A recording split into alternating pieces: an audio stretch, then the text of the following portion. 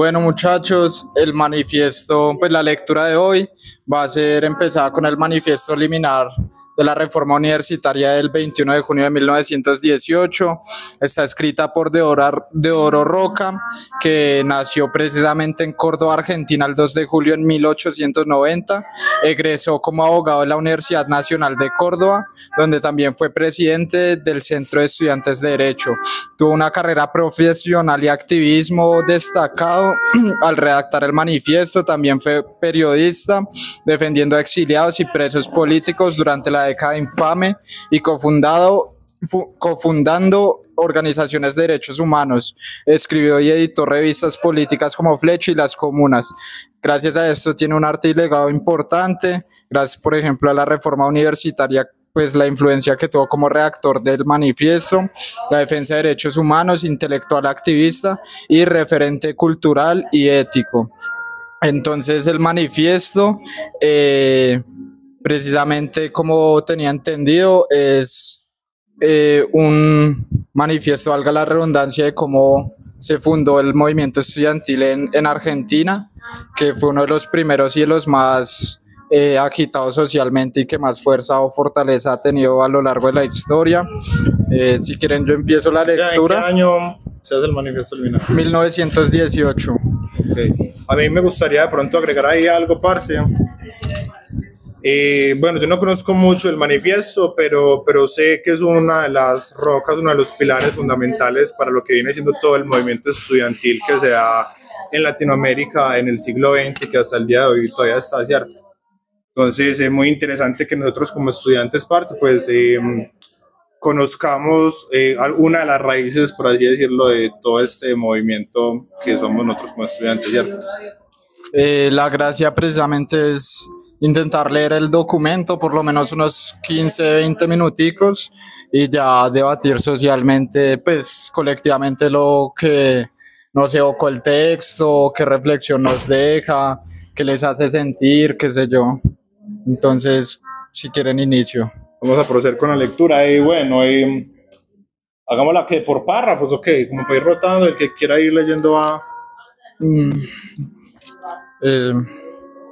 prestas? Si quieren o sea, solo si quieren se pueden acercar, traer las cositas, para que si no, queden ahí tranquilas, sin igual todo esto lo que estamos nosotros.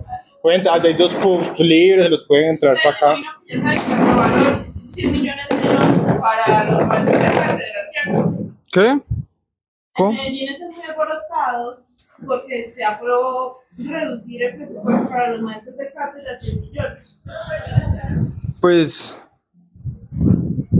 chimba tener ese debatico acá, pero sí, o sea, yo creo que el panorama está complejo, no solo pues con el estamento profesorado, sino también desde la austeridad y cómo afecta diferentes estamentos. Y pues últimamente también está todo alborotado por la representación estudiantil, sí o qué. Entonces hay 4 planchas, como bien me indican ahorita, desde una facha hasta una que va más acorde al movimiento estudiantil. Entonces, pues es un debate que no se ha tenido en Oriente y que también afecta pues el estado en la universidad, qué sé yo. Pero gracias, Raquel, por el dato. Y a mí me gustaría también agregar otro dato de esos que nadie pidió, pero es bueno saber. Maquia. Y es de que una de las razones por la que nace este manifiesto liminar es porque el sistema educativo entonces, tanto en Argentina, en Córdoba, como en Latinoamérica, estaba súper desfasado. ¿Sí? ¿Qué quiere decir eso? Que nos enseñaban cosas que no nos servían para nada. O sea, teníamos una educación que nada tenía que ver con nuestro contexto, ¿cierto? Y pues creo que muchos, o los que no, pues para que vayan reflexionando en eso, la educación siempre tiene que estar en estrecha relación con su alrededor, ¿cierto? Y si no, entonces, la educación ¿para qué? ¿Para quién o por qué? ¿Cierto? Nada, vamos a proceder entonces a leer el manifiesto. Lo vamos a leer por parrafitos, por si de pronto alguien también quiere leer. ¿Quiere comenzar?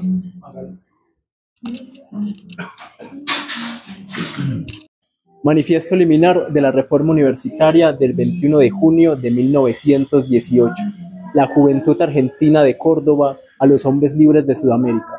Hombres de una república libre, acabamos de romper la última cadena que en pleno siglo XX nos ataba a la antigua dominación monárquica y monástica. Hemos resuelto llamar a todas las cosas por el nombre que tienen. Córdoba se redime. Desde hoy contamos para el país con una vergüenza menos y una libertad más. Los dolores que quedan son las libertades que faltan. Creemos no equivocarnos. Las resonancias del corazón nos lo advierten. Estamos pisando sobre una revolución. Estamos viviendo una obra americana. Bueno, un pequeño paréntesis, parce. A mí esa es una de las frases que yo no me he leído todo el manifiesto, pero esa es una de las frases que lo poco que lo conozco me parecen más bonitas, cuando él dice: los dolores que quedan son las libertades que nos faltan, ¿cierto? Todavía sufrimos muchas cosas por muchas cosas que todavía tenemos por ganar, ¿cierto? Me parece muy bonito. La rebeldía estalla ahora en Córdoba y es violenta porque ahí los tiranos se habían ensoberbecido y era necesario borrar para siempre el recuerdo de los contrarrevolucionarios de Mayo. Las universidades han sido hasta aquí el refugio secular de los mediocres, la renta de los ignorantes, la hospitalización segura de los inválidos y, lo que es peor, el lugar donde todas las formas de tiranizar y de insensibilizar hallaron la cátedra que las dictaran.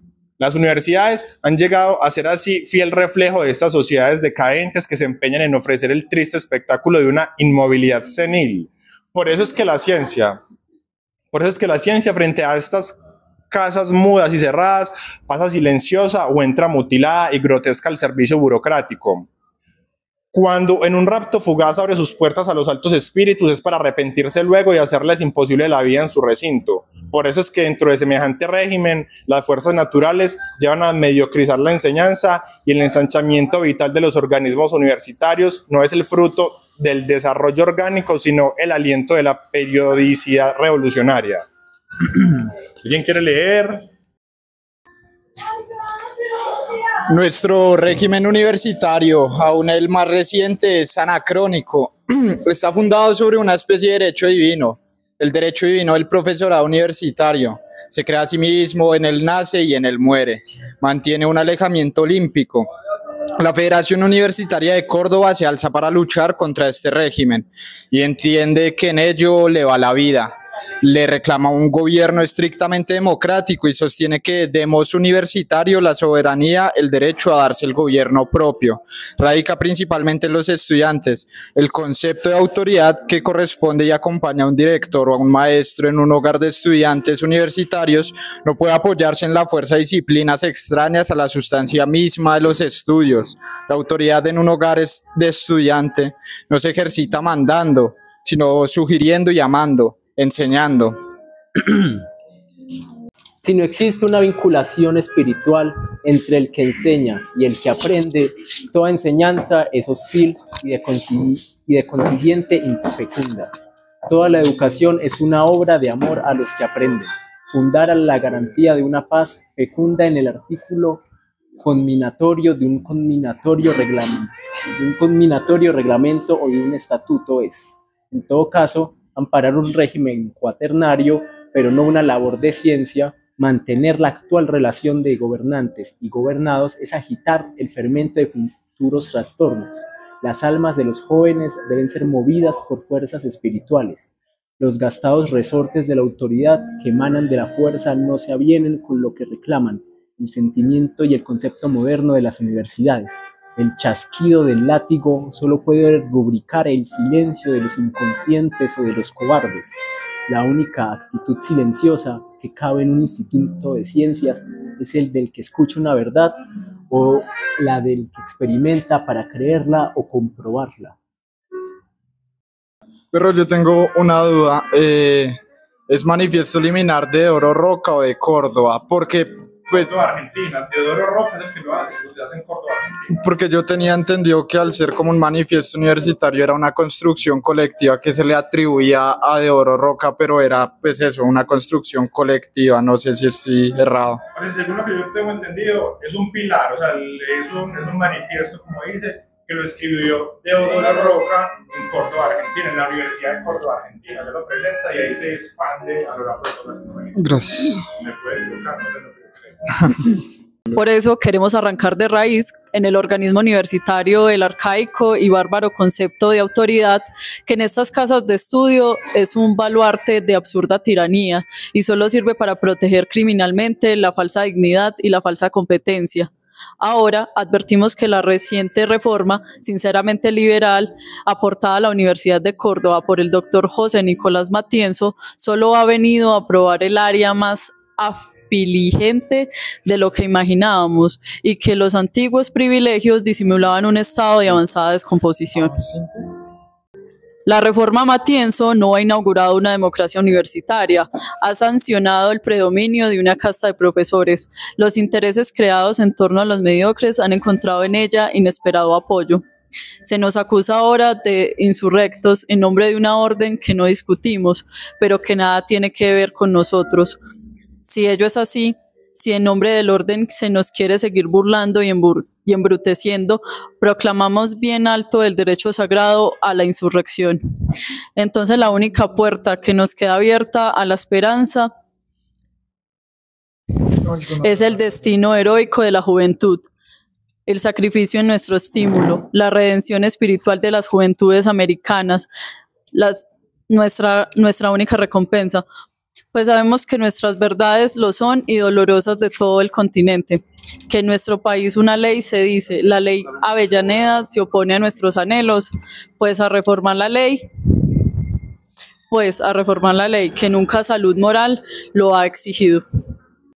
La juventud vive en trance de heroísmo, es desinteresada, es pura. No ha tenido tiempo de contaminarse, no se equivoca en la elección de sus propios maestros. Ante los jóvenes no se hace rito adulando o comprando. Hay que dejar que ellos mismos elijan sus maestros y directores, seguro de que el asiento ha de coronar sus determinaciones. En adelante solo podrán ser maestros en la futura república universitaria los verdaderos constructores del alma, los creadores de verdad, de belleza y de bien hermoso. La Juventud Universitaria de Córdoba cree que ha llegado la hora de plantear este grave problema a la consideración del país y de sus hombres representativos.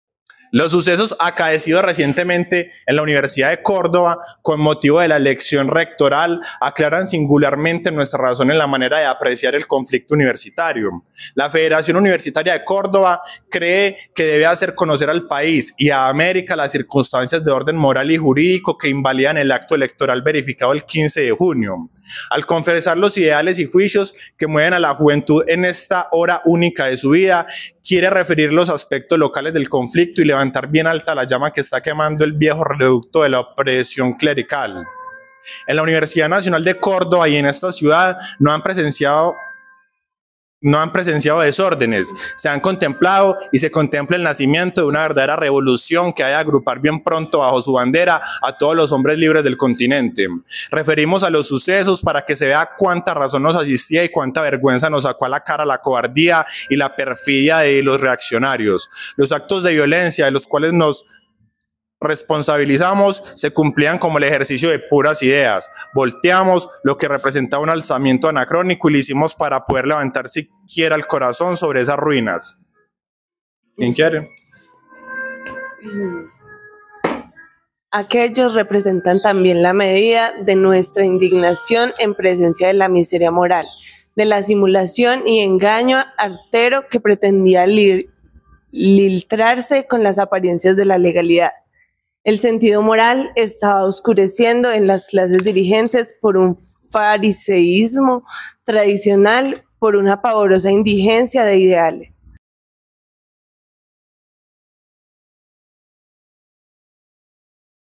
El espectáculo que ofrecía la Asamblea Universitaria era repugnante. Grupos de amorales deseosos de captarse la buena voluntad de futuro exploraban los contornos en el primer escrutinio, para inclinarse luego al bando que parecía asegurar el triunfo, sin recordar la adhesión públicamente empeñada, el compromiso de honor contraído por los intereses de la universidad. Otros, los más en nombre del sentimiento religioso y bajo la advocación de la Compañía de Jesús, exhortaban a la traición y al pronunciante subalterno. Curiosa religión que enseña a menospreciar el honor y deprimir la personalidad. Religión para vencidos o para esclavos. Se había obtenido una reforma liberal mediante el sacrificio heroico de la juventud. Se creía haber conquistado una garantía y de la garantía se apoderaban los únicos enemigos de la reforma. En la sombra de los jesuitas habían preparado el triunfo de una profunda inmoralidad. Consentiría habría comportado otra traición. A la burla respondimos con la revolución. La mayoría expresaba la suma de la represión, de la ignorancia y del vicio. Entonces dimos la única lección que cumplía y espantamos para siempre la amenaza del dominio clerical. La sanción moral es nuestra, el derecho también. Aquellos pudieron obtener la sanción jurídica, empotrarse en la ley. No se lo permitimos. Antes de que la de actos y arrojamos a la calle. Solo entonces amedrentada a la vera de los claustros, que esto es cierto, lo patentiza el hecho de haber, a continuación, sesionado en el propio salón de actos de Federación Universitaria y haber firmado 1000 estudiantes sobre el mismo futuro electoral, la declaración de huelga indefinida. En efecto, los estatutos disponen que la elección de rector terminará en una sola sesión, Proclamándose inmediatamente el resultado. Previa lectura de cada una de las boletas, falta una S, y aprobación del acta respectiva, afirmamos, sin temor a ser rectificados, que las boletas no fueron leídas, que el acta no fue aprobada, que el rector no fue proclamado y que, por consiguiente, para la ley, aún no existe rector en esta universidad. La Universidad de Córdoba afirma que jamás hizo cuestión de nombres ni de empleos. Se levantó contra un régimen administrativo, contra un método docente, contra un concepto de autoridad. Las funciones públicas se ejercían en beneficio de determinadas camarillas. No se reformaban ni planes ni reglamentos, por temor de que alguien en los cambios pudiera perder su empleo. La consigna de hoy para ti, mañana para mí, corría la boca en boca y asumía preeminencia de estatuto universitario. Los métodos docentes estaban vaciados en estos estrechos dogmatismos, contribuyendo a mantener a la universidad apartada de la ciencia y de las disciplinas modernas, las elecciones encerradas en la repetición interminable de viejos textos. Amparan el espíritu de rutina y de sumisión, los cuerpos universitarios, celosos, guardianes de los dogmas. Trataban de mantener en clausura la juventud, creyendo que la conspiración del silencio puede ser ejercitada en contra de la ciencia. Fue entonces cuando la oscura Universidad Mediterránea cerró sus puertas a Ferri, a Ferro, a Palacios y a otros, ante el temor de que fuera perturbada su plácida ignorancia. Hicimos entonces una santa revolución y el régimen cayó a nuestros pies. No podemos dejar librada nuestra suerte. Creíamos honradamente que nuestro esfuerzo había creado algo nuevo. La elevación de nuestros ideales merecía algún respeto. Asombrados, contemplamos entonces cómo se iban a arrebatar nuestra conquista a los más crudos reaccionarios. No podemos dejar librada nuestra suerte a la tiranía de una secta religiosa, ni al juego de los intereses egoístas. A ellos se nos quiere sacrificar. El que se titula rector de la Universidad de San Carlos a su primera palabra. Prefiero antes de renunciar que quede el tendal de cadáveres de los estudiantes. Palabras llenas de piedad y de amor, de respeto reverencioso a la disciplina. Palabras dignas del jefe de una casa de altos estudios. No invoca ideales ni cultural. Se siente custodiado por la fuerza y se alza soberbio y amenazador. Armoniosa ley que acaba de dar la juventud de toda América. ¿Acaso tenga el sentido? En la enseñanza de las artes y es nosotros pues como futuros enseñantes de las artes, ¿qué estamos haciendo para apropiarnos y arraigar otra vez nuestra cultura a la enseñanza de las artes o a la enseñanza de las artes desde lo que pasa en la cotidianidad de Latinoamérica y en la cotidianidad de Colombia? porque nosotros seguimos viendo pues la historia del arte. Justamente ahora con Luis salíamos de la clase de historia del arte y sí, sabemos que la historia del arte es eurocentrista y ha sido impuesta por un pensamiento colonialista, pero entonces a raíz de eso, listo, no se ha hecho nada, no hay estudios que digan o que empiecen a datar qué ha pasado en Colombia con la historia del arte y de nuestros pueblos indígenas. Entonces, nosotros, ¿qué estamos haciendo? O sea, ¿qué vamos a empezar a hacer en este momento para empezar a hablar de esas causas que yo creo que serían un pilar muy importante para uno como que empoderarse del propio conocimiento que uno está recibiendo y también el conocimiento universitario y cómo nosotros lo vamos a impartir y qué le vamos a enseñar y cómo vamos a hacer que el niño se arraigue a su cultura y a su entorno aquí y a que no se vaya. Que, ay, no, es que la vida aquí en Colombia está muy difícil, pero uno se va y los pensadores se van y los artistas se van y viven su vida en Estados Unidos, en París, y pagan impuestos en París y hacen todo en otros países y entonces, ¿qué le queda a Colombia? Eso me dejó. Gracias, Diana. ¿Alguno tiene algo que quiera comentar? Si no, pues pido la palabra. Pues, hubo como pues varios aspectos que me dio a pensar el texto. Obviamente acá pues la gracia no es hacer una cátedra analítica sobre el texto. No obstante, pues puntos que quería resaltar fue precisamente como la acción directa, siempre y cuando sea consciente y con causa, pues va a tener su relevancia y su importancia socialmente, como también la violencia más que un método de actuar es un método de defensa, de no dejarse asesinar, de qué sé yo. También la gracia, pues precisamente como narra el texto, es no preservar estos ciclos de violencia que han estado a lo largo de toda la historia, no solo colombiana, sino también evidenciamos que Latinoamérica pues es como un sitio muy unido gracias a la relegación que se nos ha brindado y que tenemos como muchas cosas similares, muchas luchas. También es el texto, pues claramente me gusta que inicie que es anacrónico porque todavía se ven estas estructuras hegemónicas de poder en las cuales ya sea una secta religiosa, llámela catolicismo como gusten, mil y un religiones que hoy en día salen y tienen un poder político y social inmenso y como pues ellos al fin y al cabo nos manipulan la vida y como este texto también sirve para abrir los ojos y denotar esas figuras y como dice Diana, pues nosotros desde el arte cómo podemos responder ante aquellas adversidades, ¿cierto? También muy bonito que precisamente al final, como bien indicó Santi, fue redactado por Deodoro, pero pues hay un montón de jóvenes que hicieron partícipe en aquello. Y precisamente retomando lo anacrónico, son luchas que pues por el contrario se van profundizando y extendiendo hoy en día.